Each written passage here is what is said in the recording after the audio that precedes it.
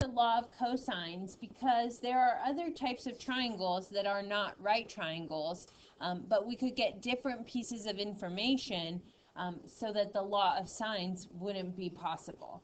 So on the next slide, this just is kind of a rundown for when you can use law of sines versus when you can use law of cosines. And on Thursday of last week, I didn't mention this, but you were solving all problems with two angles and one side. So if you know two angles and one side of a triangle, you're always going to be able to use law of sines, because if you know two angles, you'll know the third through subtraction. Okay? All three angles must add up to 180. So that's pretty basic law of sines, and it works out real smooth. We also talked about on Friday that side-side angle allows us to use law of sines. But that one, remember, we're going to tell ourselves it spells bad words, so it's kind of a bad case, because we don't know what's going to happen. We don't know if we're going to have two triangles, one triangle, or no triangles. And if we can find one triangle, we'll assume the second and just see what happens. Okay. But law of cosines is coming in today because what if you have all three sides and you need to find the angles? Or what if you have side angle side? If you have side angle side, that's two sides and an included angle, then you don't have an opposite side and angle that you could set up for a ratio in law of sines. We did do an area formula, if you'll remember, on our first day with side angle side, but area is different than solving a triangle. Okay, so we're going to look at cases for side, side, side, and side angle side today. Now, I'm going to begin with a proof of the law of cosines. I'm going to say, like, personally, I feel like you probably get more out of seeing the proof than necessarily trying to copy the proof and look at it later. So if you just kind of want to have your attention up here and follow along and ask questions, I think that's great, because I'm not really going to be asking you to make the proof of the law of cosines, just apply the law of cosines. But I would like you to see where it comes from. So I'm going to create a triangle on the coordinate plane, and I'm going to strategically place a couple of my vertices. So I'm going to put vertex A at the origin, which would be 0, 0. So that's a nice point for me to work with. I am going to put my next vertex, vertex B, over here somewhere on the x-axis. And that's a nice one to use because then I'm just going right some units. Okay. And then vertex C, I'm going to put out here in space, which I don't really know where that point is. Okay. But I can draw my triangle now, and I'm going to go through and I'm going to label my sides. So opposite of angle A is side A, opposite angle B is side B, opposite angle C is side C. And that helps me now list my ordered pair for vertex B. So vertex B, remember, was on the x-axis. I'm just going to the right some units. Because that's the side of my triangle, I'm going right C units. So I could really say whatever this point is, and I could choose to move it randomly, but it's whatever C comma 0 is, because that's the length of that side. Okay. Now, C is still troublesome because all I know is that I'm going some units x to the right, and then I'm going some y up, and I'm getting really just some xy ordered pair. Now, I don't really want to introduce x and y because when you think back to all the problems with the triangles that we're solving, we know like angle A, B, or C, or we know side A, B, or C, so we don't want things in terms of x and y. We're going to real quick rewrite x and y in terms of these other values. So by plotting my path to point C, I've created a right triangle. And I've got sides x, y, and b, where b is my hypotenuse. So I can use this angle A over here. I'm not going to use this angle up here because C is really being cut in some way, whether it's in half or not in half. I don't know what the value of that angle is, and then this is just the right angle. So I'm going to use side A, or angle A down here, and I'm going to create two separate trig functions. So using the right triangle trig, the cosine of angle A is equal to x over b. Cosine of angle A equals x over b. And the sine of angle A is equal to y over b in this green right triangle.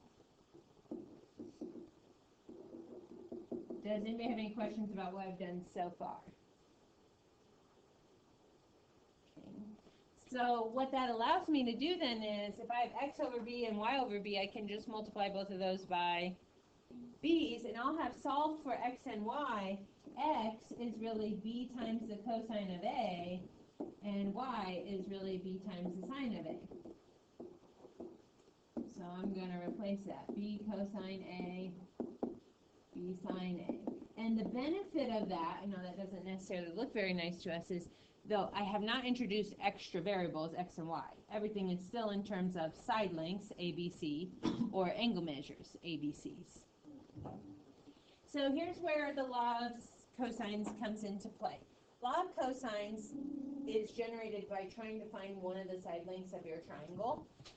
So I'm going to solve for the length of side A over here.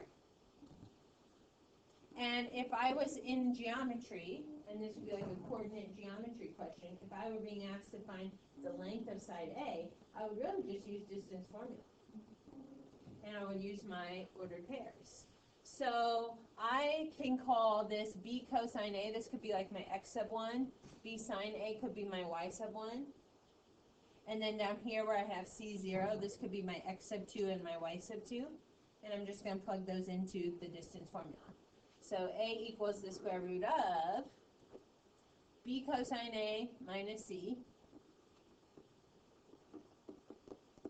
squared plus b sine A minus 0 squared.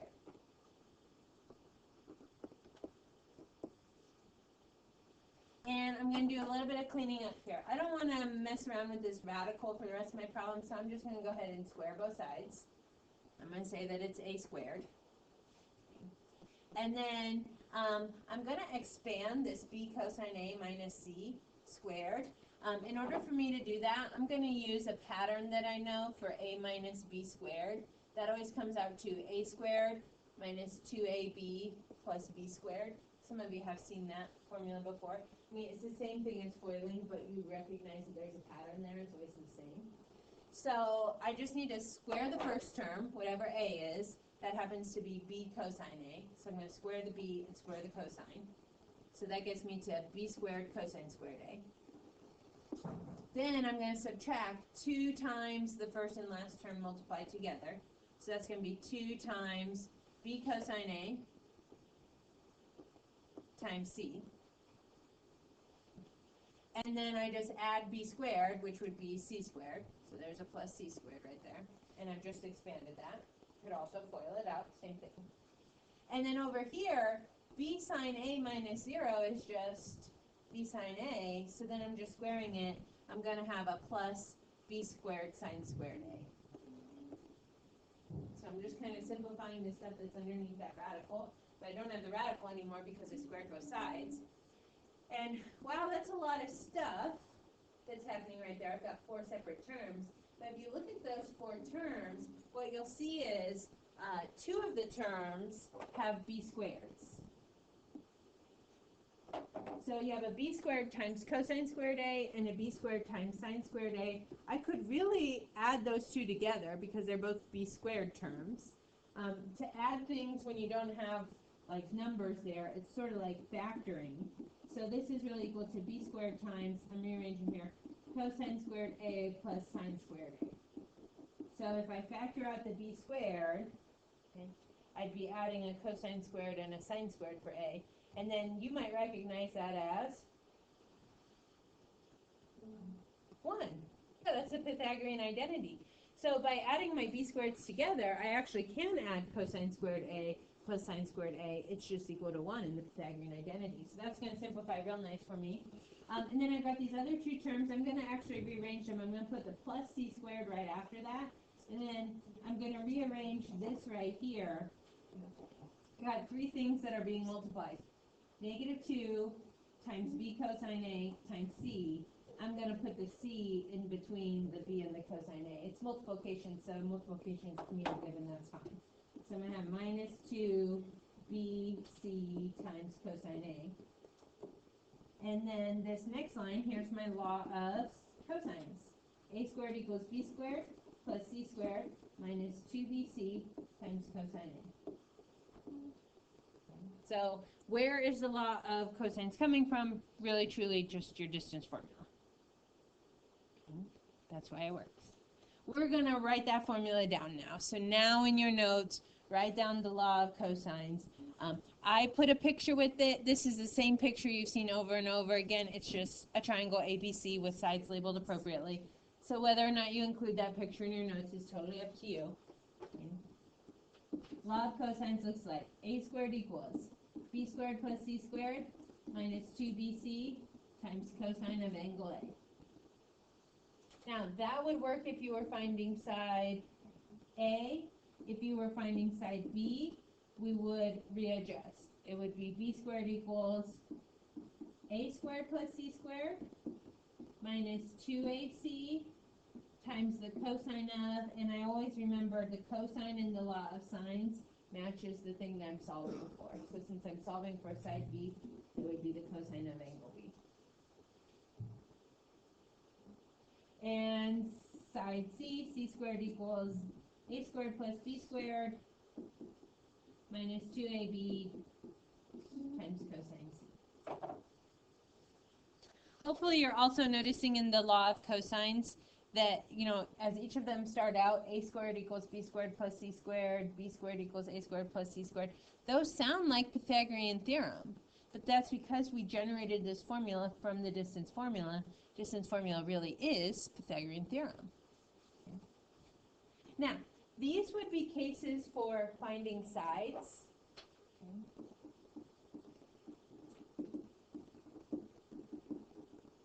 And think about in my two cases for the law of cosines, side, angle, side, and side, side, side.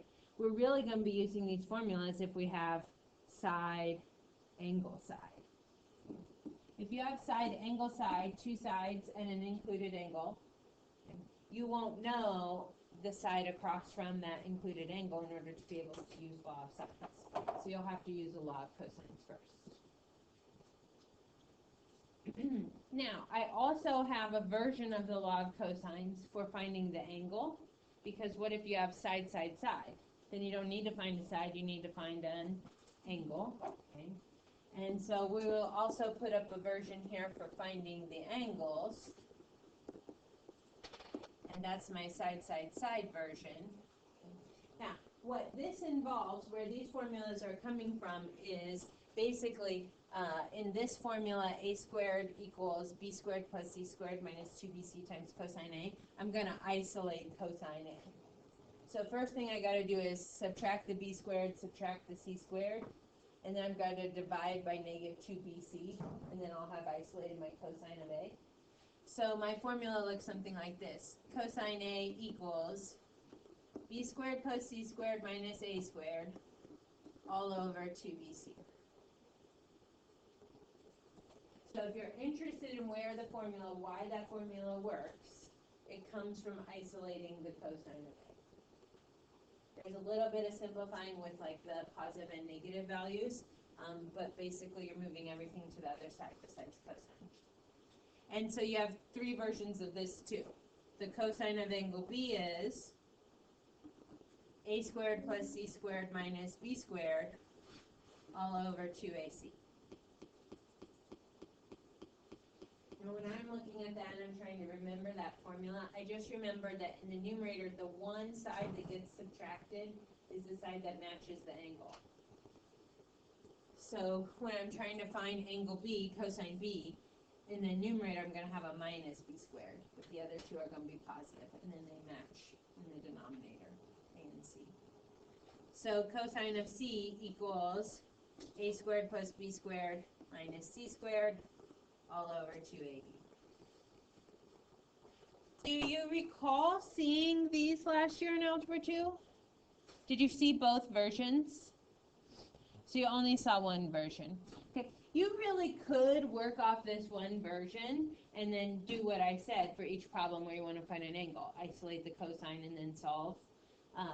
But I really like having this other version because it just makes it a lot easier when I want to find an angle. So I'll model that for you guys today in our examples so you can see how that works. You can decide if you're going to know two formulas or you're going to know one formula. Okay. Now, if you're not sure if you've copied those correctly, the notes will be posted online. You can also check your textbook. But, you know, signs and terms would be important to get right on those. Okay, let's look at an example. Okay, here's example 1. So we know angle B is 81 degrees. And we know side A is 22 and side B is 19. And it's our job to solve the triangle, so we're going to try to find all sides, all angles. Now, thinking about when these problems are all mixed together on the quiz review and on the quiz, I can tell that this is not a law of sines problem, even if I don't remember side angle side is law of cosines, because I don't know the side across from 81. And that's the only angle that I know. So I can't use the law of sines. So I've got to use the law of cosines. What I would do first is I would find this missing side, which is side B. So I'm going to do B squared equals. Now, you really only know two sides and one angle, so this is not too terrible to plug in if you don't know the formula. It's the two sides, a squared plus c squared. So 22 squared plus 19 squared. Minus 2 times, now just the regular sides, don't square them. 22 times 19, that's my 2 times a times c. And then I have to multiply by the cosine of, in the formula, it should match the side that you're trying to find, so angle B, but it's also the only angle that I know in the triangle, so cosine of 81. Now, I would go ahead and just type all of that into my calculator. You have a graphing calculator or a calculator where you can see everything that you're typing into on the screen. So take full advantage of that. You don't have to round anything. Just go ahead and type all that stuff in. I'll open mine. Let's see if I can get an answer here. So 22 squared plus 19 squared. Ooh, you shouldn't get a negative number. Check your work.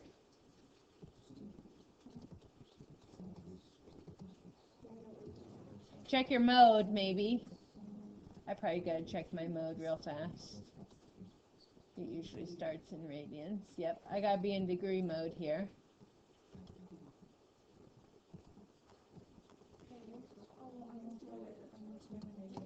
I got 714.22. Are we getting that? For b squared. Can you look at your screen and are you in degree mode? Okay, can you look if you typed it in? 22 squared plus 19 squared minus 2 times 22 times 19 times cosine? Not sine. Of 81. Did you already square root it? Yeah. Oh, well, I haven't square rooted it. Okay, you can't, like, it has to be all together. So you can't times 81 later. Now it's doing subtraction before that multiplication. Okay. So that needs to be all in one line. I like putting it in I put the subtraction part in parentheses, like the 2 times. That really shouldn't matter. Did you hit enter extra times? Like, so in order for the order of operations to work, think about PEMDAS. Exponent, exponent. You'd need to square those. All 4 of these things, 2 times 22 times 19 times cosine 81. This has to be multiplied together first, and then you can add and subtract the 3 things. Okay. If you put parentheses around like this, it really shouldn't matter. So do you want me to look at it? I got it. Okay. Now, is that your answer, 714.22? What do you have to do? Square root both sides. Raise your hand if you're not getting those answers. I'd like to come look at your calculator. What is this? 26.72. Okay. So again, I could use like my second button, my answer button, So second square root and then second negative to pull up my answer. That way I don't have to type stuff in and got my answer. Okay. Macy, I got, never mind, I don't know what it is. got the same thing? Okay, now at this point, you really could go in and do law of sines because you now know the side opposite the angle. But because we're less familiar with law of cosines, I'm going to go ahead and do a law of cosines version. So could you do law of sines right now? Yes, that's fine. Okay, but I'm going to go ahead and do the law of cosines just to get us kind of used to how that formula could work. Do you want to solve for angle A or angle C? Angle A. It doesn't really matter here. On my next example, we'll have to solve for the largest angle first. But here it doesn't really matter, so I'm going to do cosine of A equals. Now, what I remember for cosine of A equals is the two sides that make up the angle, 19 and 26.72. Those are the two that get added, and then I subtract the 22 squared. So I'm going to have 19 squared plus 26.72 squared minus 22 squared in my numerator. And then in the denominator, I'm going to divide by 2 times 19 times 26.72. So the one that you subtracted, you only see once. Now, if you're going to type this into your calculator all at once, which I like to do because there's no reason for us to do it piece by piece, okay, you will need parentheses. Because you're adding or subtracting and multiplying in the denominator, you're going to need parentheses around both of those. So parentheses are important here. So I'm going to pull up a model on my calculator.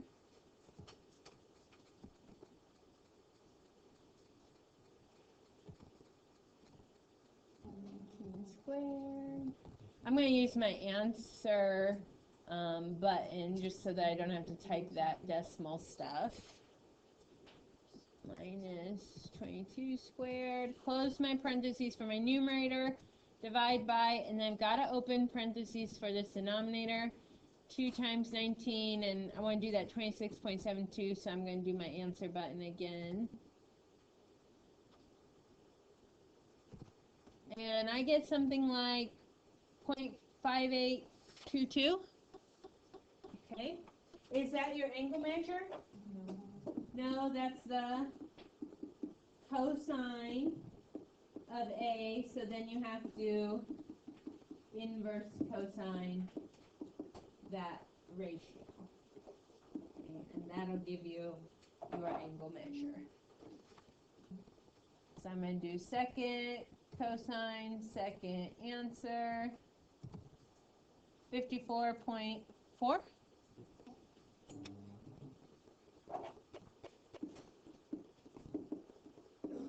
Okay, so this is 54.4, and then how would you find your third angle? 180 degrees minus the two angles that you know. So that comes out to 44.6.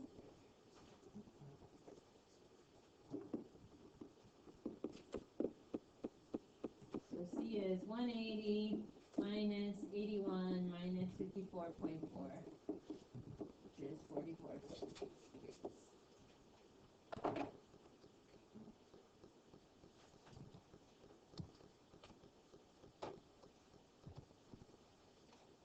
You should get the same answer with the law of sines. So if you had chosen at that moment back here when we did cosine of A, if you had done sine of 81 over 26.72 equals sine of A over 22, and then you cross multiply to solve, you should come up with the same answer. Okay. There is a special case when you need to be careful about doing that. Does anybody have any questions about what they're seeing so far?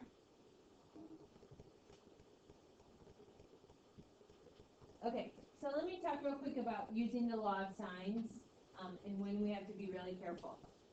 Number one, on the next one is going to be side, side, side, and we're going to solve for an angle first. And all we're going to do in that problem is solve for angles, and then we'll be done.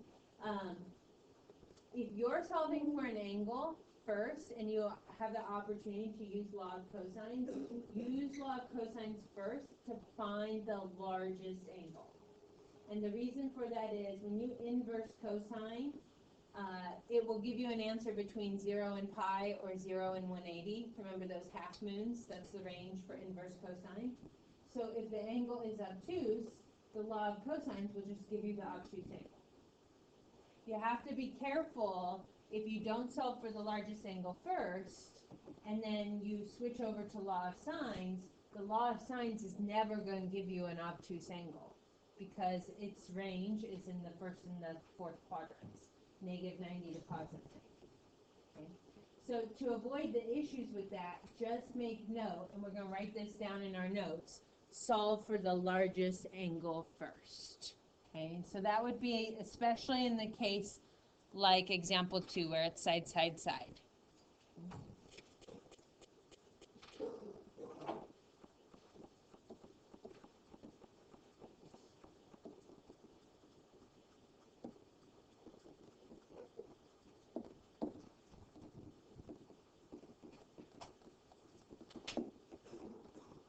You can get around not solving for the largest angle first. If you don't solve for the largest angle first and you switch over to law of sines, your sides and angles aren't going to match up. Like the largest side won't be across from the longest angle, medium, medium, small, small.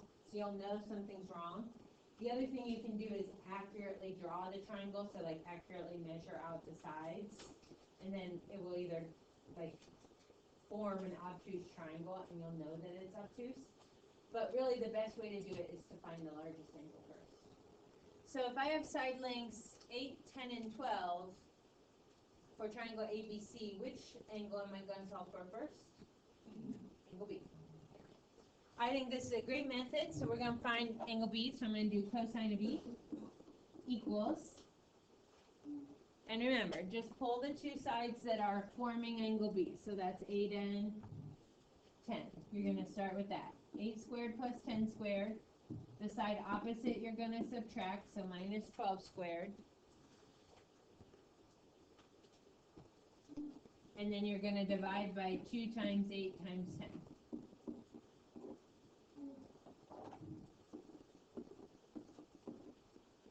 You get a large set of parentheses there on the numerator and the denominator.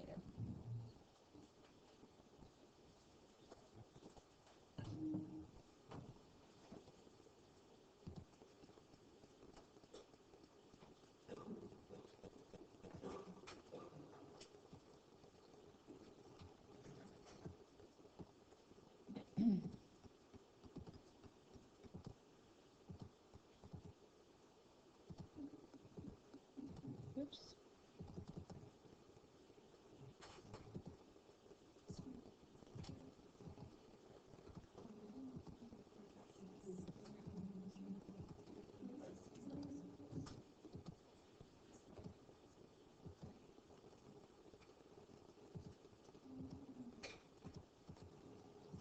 So when I type that in, I first get 0.125, and then I inverse cosine 0.125 to get 82.82.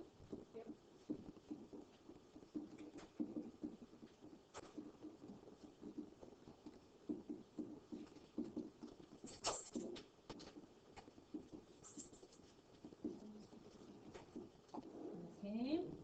Now, notice that this angle did not come out to be obtuse. It's just a little bit less than 90. So that means that this triangle must be acute, meaning all three angles are acute.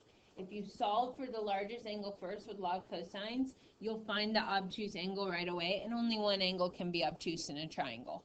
Okay, so if an obtuse angle exists, you'll find it on the first go. Okay. At this point, then, you have options.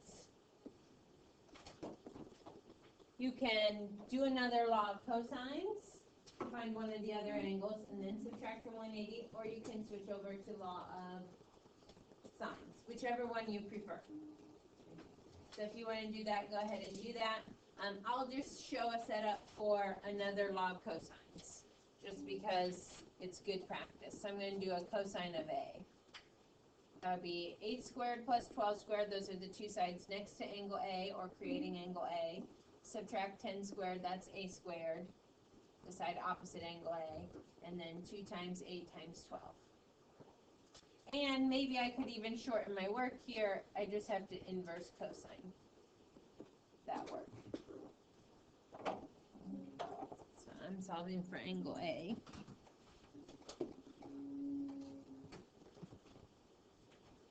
Type that into my calculator.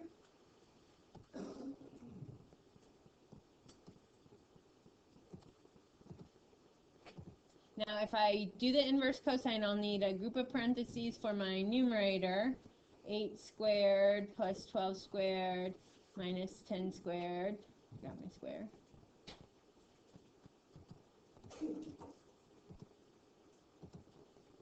Divided by, and then I'll need a parentheses for my denominator, 2 times 8 times 12.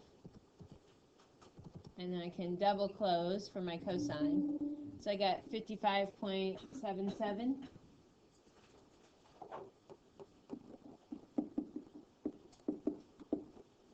And then side C is just 180 minus those two.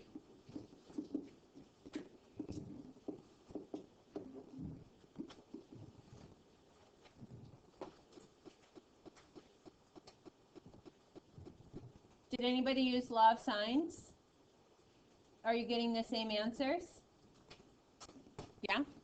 Okay, maybe you solve for side or angle C first. That would be fine. And side or angle C, I get 41.41.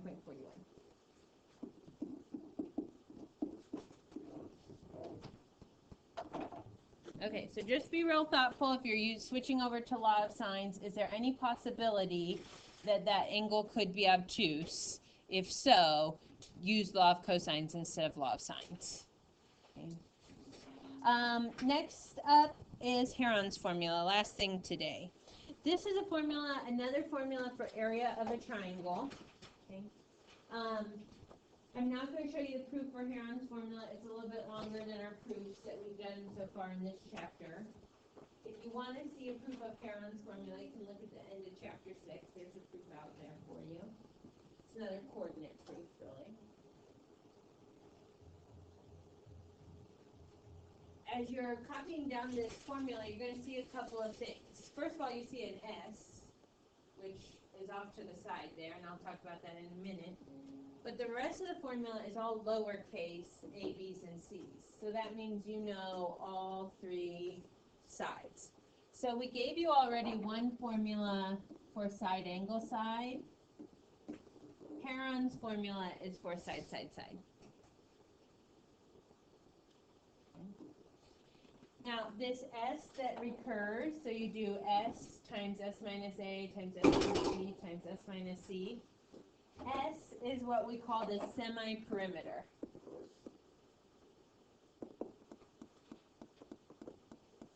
And so for semi, just think half, like a semicircle. So what you're doing is you're adding up all of your sides and dividing it by 2. Whatever that value is, that's your semi-perimeter, and you use it with the 3 sides. So real quick on the next slide, I'll just model how I can then use Heron's formula to find the area of a triangle. Okay. Find the area of the triangle if you know these things. I notice lowercase a, lowercase b, lowercase c. This is side, side, side. So I would first find my semi-perimeter. 15 plus 8 plus 22 divided by 2. That's 45 over 2, which is 22.5. So first you got to find your semi-perimeter, and then you plug into Heron's formula. That's the big square root. 22.5 times 22.5 minus 15, 22.5 minus 8, 22.5 minus 22. The semi-perimeter is always longer than all the sides. So you'll never have a negative number under there. You won't have to worry about taking square roots of negative numbers. And then type that into a calculator and evaluate. This one should come out to 34.98. So if you want to jot that down and try that, 34.98 units squared. You can try that.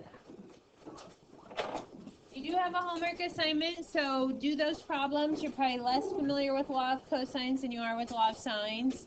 So get that practice so you're ready to go for the review and you know what kinds of questions you want to ask me.